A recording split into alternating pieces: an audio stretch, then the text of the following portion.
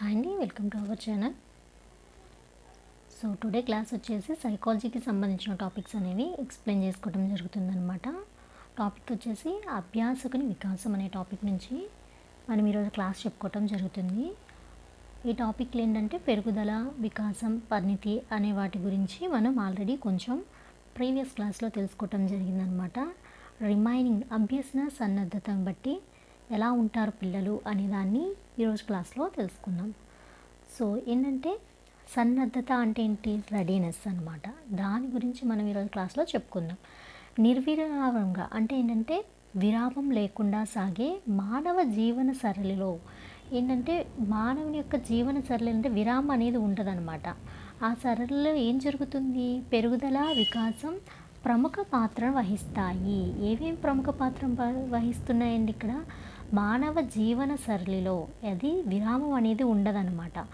వీటిలో ఏది ప్రముఖ పాత్ర వహిస్తుంది అంటే పెరుగుదల, వికాసం అనేవి ప్రముఖ పాత్రను వహిస్తాయన్నమాట. అయితే పెరిగే కొద్దీ, వికాసం చెందే కొద్దీ వ్యక్తిలో సంభవించే మార్పులు భిన్న రీతుల్లో జరిగి శారీరక లక్షణాల్లోనూ, ఆలోచన విధానంలోనూ, ప్రవర్తన రీతుల్లోనూ, సమాజంలో ఇతరులతో మసలే విధానంలోనూ అనేక మార్పులకు లోనవుతాయి అన్నమాట. ఇక్కడ ఏంటంటే పెరిగే కొద్దీ ఒక వ్యక్తిని కనుక మనం తీసుకుంటే అతను పెరిగే కొద్దీ అతనిలో ఏమేమి డెవలప్ అవుతుంది? వికాసం అనేది డెవలప్ అవుతుంది. ఆ వికాసం చెందే కొద్దీ అంటే పెరుగుదల అనేది శరీరానికి సంబంధించింది, శారీరకపరమైన డెవలప్మెంట్ అన్నమాట, అంటే గ్రోత్ అన్నమాట. వికాసం చెందే కొద్దీ అంటే తన యొక్క బుద్ధి వికసించే కొద్దీ ఇక్కడ రెండు విషయాలు ఎట్ ఎ టైం జరుగుతున్నాయని చెప్తున్నారు. ఒకటి పెరిగే కొద్దీ అంటే పెరుగుదల, వికాసం చెందే కొద్దీ అంటే వికాసం, బుద్ధి వికసించే కొద్దీ వ్యక్తిలో ఏం జరుగుతున్నాయి? కొన్ని మార్పులు అనేవి సంభవిస్తున్నాయి. అంటే వ్యక్తిలో సంభవించే మార్పులు. సో ఈ రెండు జరిగేటప్పుడు ఖచ్చితంగా ప్రతి ఒక్క వ్యక్తిలో కూడా కొన్ని మార్పులు అనేవి సంభవిస్తాయి అన్నమాట. ఆ మార్పులు ఏంటి? భిన్న రీతులలో, అంటే అన్నీ ఒకే రీతిలో ఉండవు. ఒక వ్యక్తి ఒక సమాజంలో ఉంటున్నాడు, ఒక కుటుంబంలో ఉంటున్నాడంటే అక్కడ రకరకాల పరిస్థితులు అనేవి ఉంటాయి. ఆ భిన్న రీతుల్లో జరిగే అంటే మన చుట్టూ ఉన్న పరిసరాలు కూడా శారీరక లక్షణాల మీద ప్రభావం చూపిస్తాయి అంటే ఖచ్చితంగా చూపిస్తాయి. ఆ భిన్న రీతిలో జరిగే శారీరక లక్షణాల్లోనూ, అంటే శరీరంలో వచ్చే మార్పుల్లోనూ, అలాగే ఆలోచన విధానం, ఈ పెరుగుదల, వికాసం వల్ల సంభవించే మార్పులు వేటి మీద ఎఫెక్ట్ చూపిస్తున్నాయి? ఒకటి శరీరం యొక్క లక్షణాల్లో చూపిస్తున్నాయి, ఇంకొకటి ఆ వ్యక్తి ఆలోచించే విధానంలో చూపిస్తున్నాయి. అట్ ద సేమ్ టైం తన యొక్క ప్రవర్తనలో కూడా ఏంటిది? మార్పు అనేది సంభవిస్తుంది.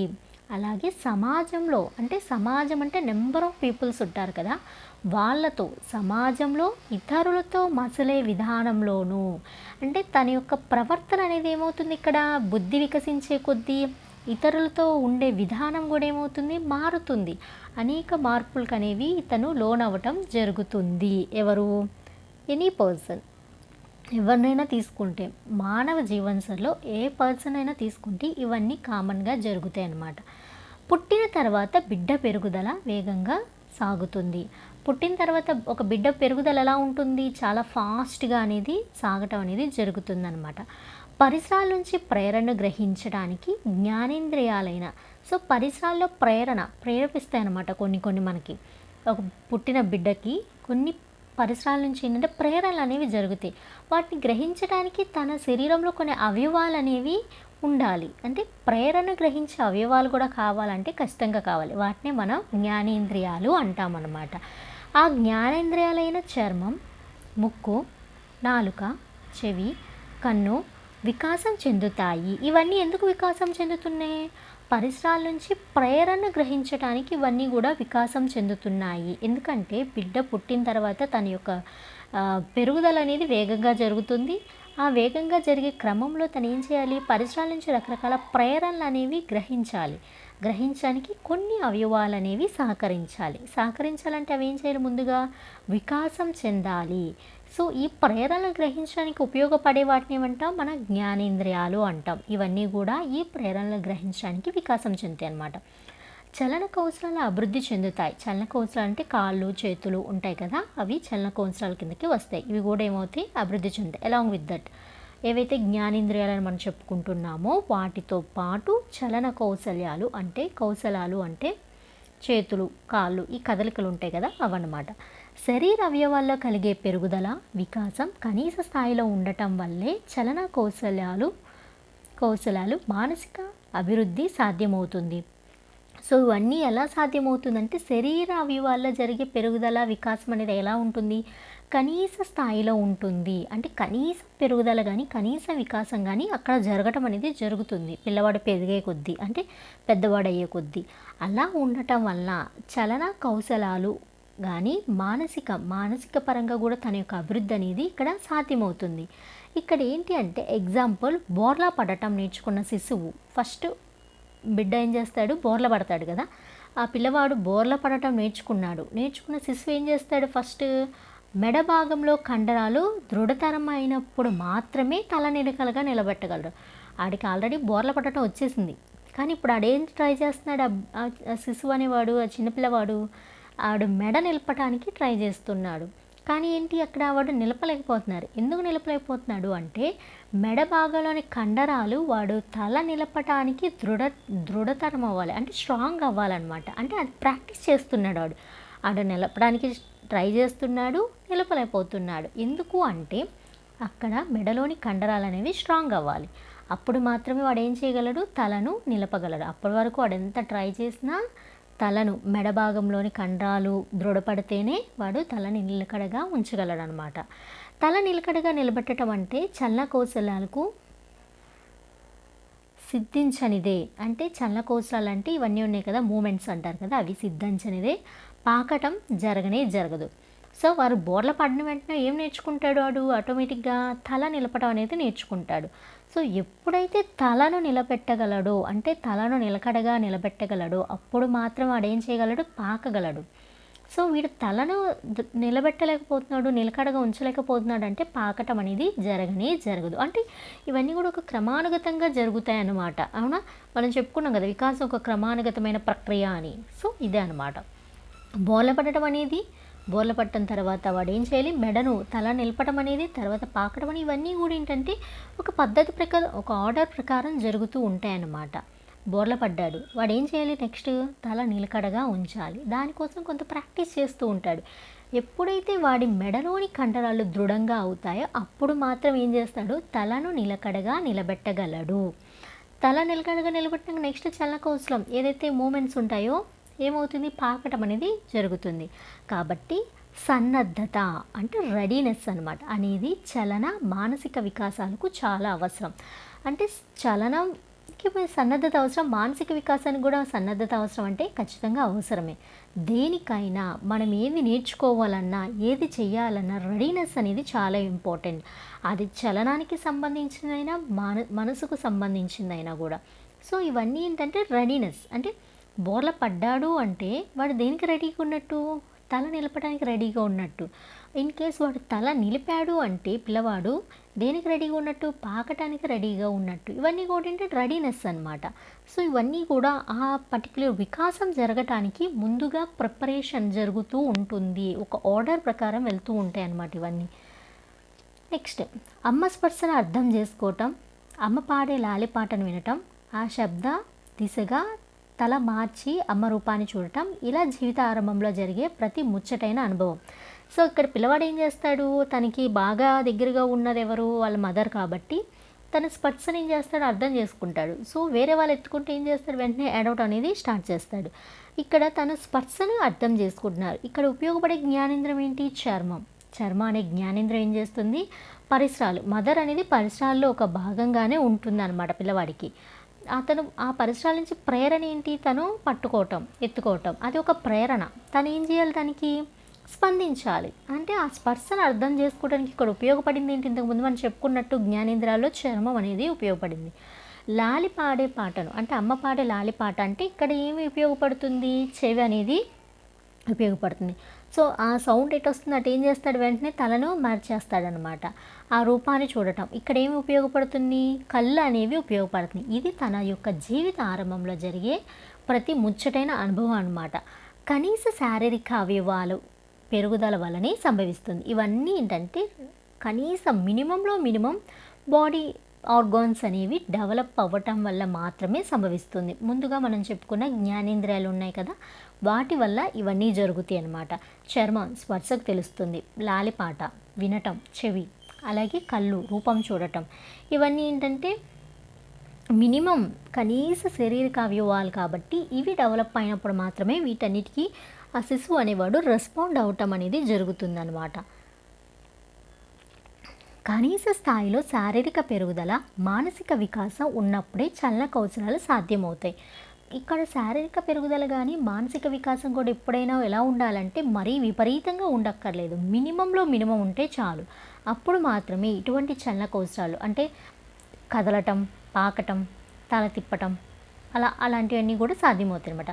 మానసిక అంశాలేంటి, అభ్యసన సాధ్యమవుతుంది. నాట్ ఓన్లీ చలన కౌశలాలు, మానసిక అంశాలు కూడా ఏంటంటే ఇవన్నీ మినిమం డెవలప్మెంట్ ఉండాలి, మినిమం వికాసం అనేది ఉండాలి. వీటన్నిటిలో కనీస స్థాయిలో శారీరక పెరుగుదల ఉన్నప్పుడు మాత్రమే అభ్యసనకు రెడీగా ఉంటారనమాట పిల్లలు. మానసిక వికాసం కూడా రెడీగా ఉన్నప్పుడు మాత్రమే వాడు ఏదైనా అభ్యసించడానికి, ఏదైనా నేర్చుకోవటానికి అక్కడ వారి యొక్క బాడీ కానీ మెంటల్ ఎబిలిటీస్ కానీ ఇవన్నీ కూడా ఏంటంటే రెడీగా ఉంటాయి. దీనినే అభ్యసన సన్నద్ధత అని చెప్పవచ్చు. ఏమంటారు దీన్ని? అభ్యసించడానికి సన్నద్ధంగా ఉన్నాడు అంటే నేర్చుకోవటానికి రెడీగా ఉన్నాడు. చలన కౌశలాలు ఎందుకంటే వాడు రాయాలి, స్కూల్కి వెళ్ళాడంటే వాడు ఏం చేయాలి, టీచర్ చెప్పిన పాఠాలు వినాలంటే అక్కడ జ్ఞానేంద్రియాల చెవులు డెవలప్ అవ్వాలి, బోర్డు మీద చెప్పింది వాడు చూడాలి. అలాగే వాడు ఏం చేయాలి, రాయాలంటే చలన కౌశలాలు, హ్యాండ్ మూమెంట్ అనేది వాడికి రావాలి. వాడు పెన్సిల్ కానీ స్లేట్ పెన్సిల్ కానీ పట్టుకోవటానికి అక్కడ కొంచెం గ్రిప్ అనేది కావాలి. ఇదంతా కూడా సన్నద్ధత అనమాట, అభ్యసించడానికి కావాల్సిన సన్నద్ధత.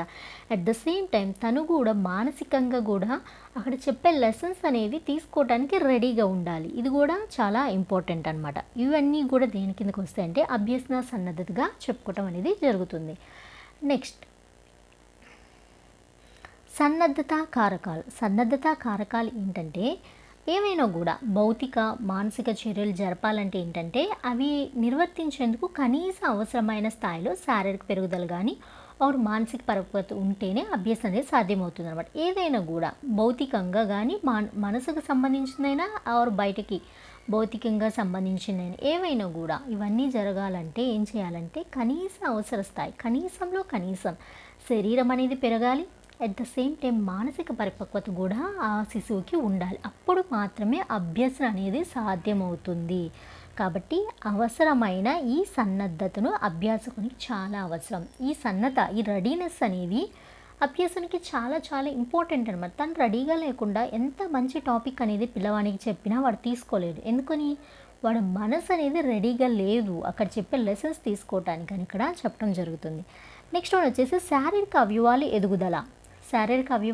ఎదుగుదల, కండరాల దృఢత్వం, శారీర అంతర్గత అవయవాల క్రమబద్ధీకరణ, శారీరక అంతఃస్రావాలు, నాడీ మండల పెరుగుదల ఇవన్నీ అభ్యసన సన్నద్ధతపై ప్రభావం చూపుతాయి. ఇవన్నీ కూడా ప్రభావం చూపుతాయా అంటే ఎస్, ఖచ్చితంగా చూపుతాయి. ఎందుకంటే శారీరక అవయవాల ఎదుగుదల, సో శారీరక అవయవాలు అనేవి కళ్ళు, చెవులు, ముక్కు ఇవన్నీ కూడా ఎదుగుదల ఉండాలి. అట్ ద సేమ్ టైం తను ఏంటంటే కండరాల దృఢత్వం, తను పెన్సిల్ కానీ పెన్ కానీ పట్టుకొని రాయాలంటే తన మజిల్స్ అనేవి స్ట్రాంగ్ అవ్వాలి. ఆ గ్రిప్ అనేది తనకి కుదరాలి అంటే ముందుగా తన హ్యాండ్స్లో ఉన్న మజిల్స్ కానీ బోన్స్ కానీ ఇవన్నీ కూడా అంటే కోఆర్డినేట్ అవ్వాలి ఒకదానికొకటి, అవి స్ట్రాంగ్ అవ్వాలి. అంతర్గత అవయవాలు, ఇవన్నీ అంతర్గత అవయవాలు అంటే ఏంటి, బోన్స్, మజిల్స్ ఇవన్నీ కూడా వస్తాయి అన్నమాట. క్రమాభివృద్ధి, అవన్నీ కూడా ఒక ఆర్డర్ ప్రకారం ఏం చేయాలంటే డెవలప్ అవుతాయి. శారీరక అంతఃస్రావ గ్రంథులు ఏవైతే ఉంటాయి ఇవి కీ రోల్ని ప్లే చేస్తాయి అన్నమాట. అట్ ద సేమ్ టైం నాడీ మండల పెరుగుదల, మెయిన్గా కావాల్సింది ఏంటంటే తన బ్రెయిన్ డెవలప్మెంట్ అనేది కావాలి. ఇవన్నీ కూడా ఏంటంటే ఒక అభ్యసన సన్నద్ధతపై చాలా ప్రభావాన్ని చూపిస్తాయి అన్నమాట. నెక్స్ట్ జన్మించిన తర్వాత ఏంటంటే 9 నెలల ప్రాయం వస్తే కానీ శిశువు ఏ ఆధారం పట్టుకోకుండా నిలబడలేడనమాట.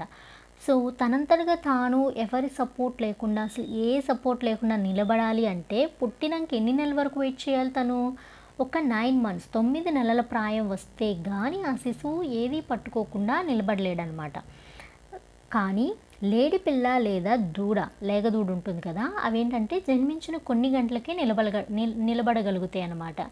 సో సో ఇది హ్యూమన్ బీయింగ్స్ దగ్గరకు వచ్చేస్తే హ్యూమన్ బీయింగ్స్ యొక్క బేబీస్ ఏవైతే ఉన్నారో వాళ్ళు ఏంటంటే ఆ పిల్లవాడు ఒక 9 నెలలు వస్తే కానీ ఏదో ఒకటి పట్టుకొని నిలబడగలరు. కానీ మన యానిమల్స్ దగ్గరికి వెళ్ళిపోతే అంటే లేడి పిల్ల కానీ లేగదూడ వీటి గురించి కనుక మనం చూస్తే ఏంటంటే అవి కొన్ని గంటలకి ఏం చేస్తాయి, వాటంతటికి అవి ఎటువంటి ఆధారం లేకుండా నిలబడగలుగుతాయి అన్నమాట. కాబట్టి పెరుగుదల విషయంలో జంతువుల కంటే మానవుడు హీనమని భావించలేం కదా.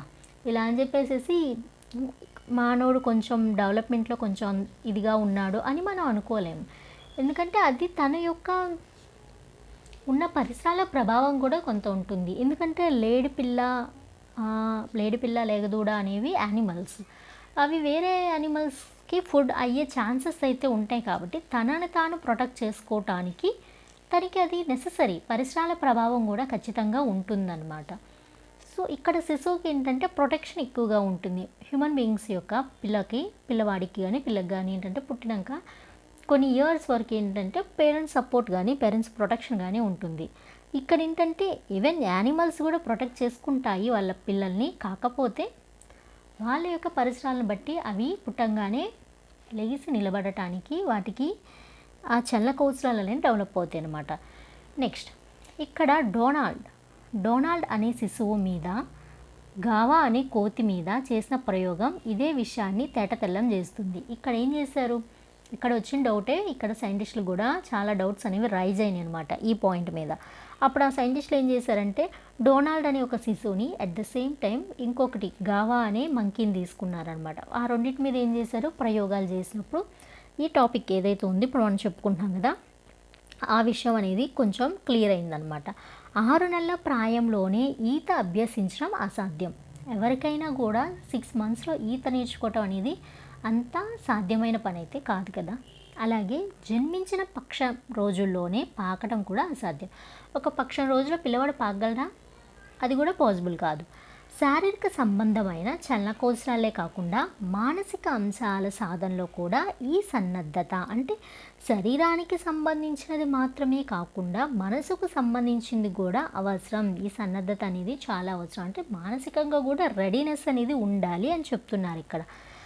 సో 1 సంవత్సరం పిల్లవాడికి ఎంత శిక్షణ ఇచ్చినా సరే రాయలేడు. 1 ఇయర్ పిల్లవాడికి నువ్వెంత ట్రైనింగ్ ఇవ్వు, వాడంతటి వాడు పెన్సిల్ ఆర్ స్లేట్ పెన్సిల్ పట్టుకొని రాయగలడా, రాయలేడు. నువ్వెంత ట్రైనింగ్ ఇచ్చినా.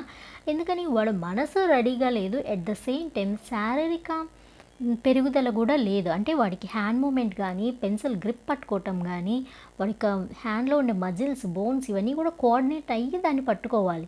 సో వాడికి నువ్వెంత శిక్షణ ఇచ్చినా ఈ 2 రెడీగా లేనప్పుడు ఇట్స్ నాట్ పాసిబుల్. 3 ఏళ్ల ప్రాయంలో గణిత సంబంధిత బీజగణితం త్రికోణమితి పిల్లవాడి చేత అభ్యసించలేం కదా. సో 3 ఇయర్స్ పిల్లవాడికి ఏం తెలుస్తాయండి బీజగణితం గురించి కానీ త్రికోణమితి గురించి. ఎందుకంటే వాడి మైండ్ దానికి తగిన విధంగా రెడీగా లేదు. అందుకే కదా మన ఎడ్యుకేషన్ సిస్టంలో కూడా ఏం చెప్తున్నారు, వాడి యొక్క ఏజ్ని బట్టి డెవలప్మెంట్ని బట్టి వాడి యొక్క స్థాయిని బట్టి మన యొక్క విద్యా ప్రమాణాలు కానీ చెప్పే పాఠ్యాంశాలు కానీ ఉండాలి అని చెప్పేది ఇందుకే అనమాట. ఎందుకని ఆ ఏజ్కి అంతే రెడీగా ఉంటుంది, వాడి మైండ్ అంతే వికసిస్తుంది, వాడి బాడీ అంతకు మాత్రమే తీసుకోగలుగుతుంది. సో దట్స్ వై మనం అక్కడి వరకు ఆ లెవెల్కి అంత మాత్రమే పెడుతున్నాం. మనకి విద్యా ప్రమాణాలు కానీ ఈ కరికులం కానీ ఇవన్నీ కూడా ప్రిపేర్ చేసేది శిశువు కోసమే, పిల్లవాడి కోసమే. కాబట్టి ఒక లెవెల్ దాటి మనం చెప్పకూడదు అది. ఎందుకని, రెడీనెస్ అనేది లేదు. మనం ఎంత చెప్పినా వాడి యొక్క మానసిక శారీరక రెడీనెస్ అనేది చాలా అవసరం. అలాగే ఒక విషయాన్ని నేర్చుకోవటానికి సన్నద్ధుడై ఉన్నప్పుడు అతడు సమర్థవంతంగా వేగంగా నేర్చుకోలేడు. సో వాడు రెడీగా ఉన్నప్పుడు మాత్రమే ఈ టాపిక్స్ చెప్పినప్పుడు వాడు పర్ఫెక్ట్గా నేర్చుకుంటాడు, అట్ ద సేమ్ టైం ఫాస్ట్గా నేర్చుకోగలుగుతాడు. ఈ క్రియ వలన అతనికి తృప్తి ఆనందం కూడా ఏర్పడుతుంది. ఎప్పుడైతే తను చెప్పిన టాపిక్ని ఫాస్ట్గా నేర్చుకోగలగటం కానీ అలాగే కంప్లీట్గా అంటే సమర్థవంతంగా నేర్చుకోగలుగుతున్నాడో అప్పుడు మాత్రమే తనకి ఏమవుతుంది, తృప్తి కలుగుతుంది, హ్యాపీనెస్ ఉంటుంది. నేర్చుకునే సన్నద్ధత లేనప్పుడు తప్పనిసరిగా మనం అభ్యసింపజేస్తే అది సాధ్యం కాదు. పిల్లవాడు రెడీగా లేనప్పుడు మనం ఎంత ఫెసిలిటీస్ క్రియేట్ చేసినా ఎంత మంచి టాపిక్ చెప్పినా కూడా వాడు రెడీగా లేనప్పుడు అదంతా కూడా వాడికి చెప్పడం అనేది పాసిబుల్ కాదు, బాధాకరంగా పరిణమిస్తుంది. సాధ్యంగా ఇది వినటానికి కొంచెం కష్టంగా ఉన్నా ఇది నిజం అన్నమాట. ఈ ఈ అభ్యాసకునిలో సన్నద్ధత అనే వుడ్వర్డ్ మానసిక విన్యాసం అని అన్నాడు. అభ్యాసకుడు రెడీగా ఉంటున్నాడు అనే దానిని వుడ్వర్డ్ ఏమన్నాడు? మానసిక విన్యాసం అన్నాడు. ఏమన్నారండి? సన్నద్ధతని అభ్యాసకునిలో సన్నద్ధత అంటే అభ్యసించే వాడిలో రెడీనెస్ని ఈ వుడ్వర్డ్ ఏమని చమత్కరించారు? మానసిక విన్యాసం అని అన్నారు. సో అభ్యాసకుల సన్నద్ధతకు దోహదపడే అంశాలు నెక్స్ట్ క్లాస్లో మనం నేర్చుకుందాం. Thank you.